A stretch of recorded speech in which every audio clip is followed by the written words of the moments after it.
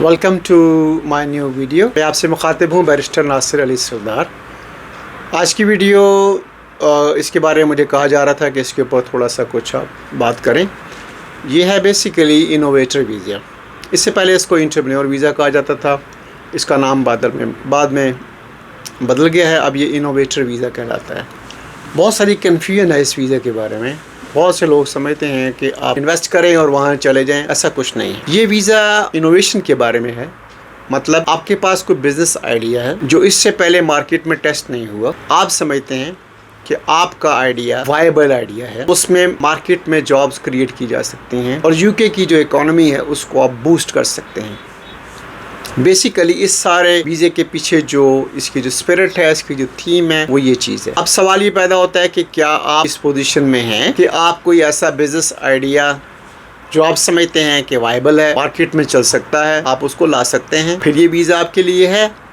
और अगर आप समझते हैं कि ऑलरेडी मार्केट में जो चल रही चीज़ें उसी में आप कुछ इजाफा करेंगे तो ये वीज़ा फिर आपके लिए नहीं। अब आप यूँ समझ लें कि आपके पास एक आइडिया बिजनेस का है, जैसे मैंने पहले कहा, आप समझते हैं कोई नई चीज़ है, कोई इनोवेशन है, तो आप यूके में कुछ रिकॉग्नाइज बॉडीज़ हैं, आप अपना बिजनेस प्लान बनाएंगे और अपना जो बिजनेस प्लान है वो आप वहाँ से अप्रूव कराएंगे, वो आपको एक सर्टिफिकेट इशू करेंगे। हाँ, हम समझते हैं कि वाकई ये कोई ऐसा बिजनेस है कि जो नया है, पोटेंशियल है और इस वीज़े से हम कोई मार्केट में कोई नई चीज़ें ला सकते हैं या अपनी इकोनॉमी को मज़ीद ग्रो कर सकते हैं। प्लीज़ बियर इन माइंड, इस वीज़े का एक मकसद है। मकसद ये है, हम ऐसे लोगों को वीज़ा देना चाहते हैं कि जो कि मार्केट में आएँ, कारोबार करें, यूके के लिए जॉब्स क्रिएट करें और हमारी इकोनॉमी को बेहतर करें। ये है इसकी थीम। अब अगर आप इससे हट के कुछ करने की कोशिश करेंगे तो ज़ाहिर है उसका नतीजा तो बहुत अच्छा नहीं होगा। मेरे सामने बहुत सारे ऐसे केसेस आए जहाँ पर लोगों को ये वीज़ा मिल तो गया, उन्होंने कागज़ों के ऊपर को प्लान बना लिया और बिज़नेस प्लान के बाद उन्होंने वहाँ जाकर ऐसे बिज़नेस करने की कोशिश भी की जो कि वायबल नहीं था। तो सबसे बड़ी प्रॉब्लम जो आपके सामने आ जाएगी वो होगी एक्सटेंशन। जब आप एक्सटेंशन के लिए जाएंगे तो आपसे सवाल किया जाएगा कि इस बिज़नेस की वर्थ क्या थी, क्या इस बिज़नेस ने ग्रो किया, क्या इस बिज़नेस के होते हुए आपने वहाँ पर नई जॉब्स क्रिएट की, आपने कोई टैक्स जो है वो पे किया है, आपने इस बिज़नेस को वाकई एज ए बिज़नेस रन किया है या नहीं। अगर ये सिर्फ कागज़ों का बिज़नेस था तो इसका मतलब ये है कि आपकी आगे एक्सटेंशन नहीं होगी और आपके जो सारे प्लान्स हैं वो धरे के धरे रह जाएंगे। सो प्लीज़ इस वीज़े को अगर आप समझते हैं कि आप वाकई ही कुछ ऐसी आपके अंदर कोई पोटेंशियल है, आप कोई नई चीज़ कर सकते हैं, कोई नया आइडिया है आपके पास, तो फिर ये वीज़ा आपके लिए होगा, अदरवाइज़ ये आपके लिए नहीं है।